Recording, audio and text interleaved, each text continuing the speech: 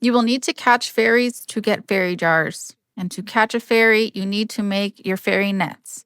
So you will need a sunbulb seed, a strawberry seed, and a harvest tool, and some fairy coins, and then you'll be able to make these nets. You will use one net per fairy that you catch. So you want to get a lot of nets made before the event so that you can get the most out of the time that the event is there. You're going to go around the map, you're going to capture the fairies. And there's a few on the map, but if you go into this little portal over here, this portal is available for 40 minutes after the event starts. So every hour when the fairy event starts, this portal will be available. So you go in here and there's 2 shops in here. There's this fairy shop that you need to give her the fairy jars that you collected. So that's why I said you need to get a lot of fairy nets so that you're able to collect a lot of fairy jars. Now, all these prices are just in the testing server, so the prices are going to be different when the game updates.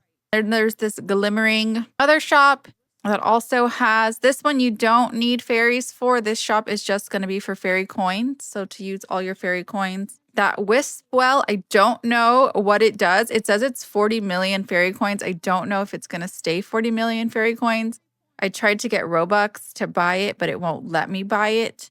So I don't know if it's like a portal that lets you go to this event whenever. So we're going to have to figure out, hopefully by the time the update goes live, this thing is not 40 million.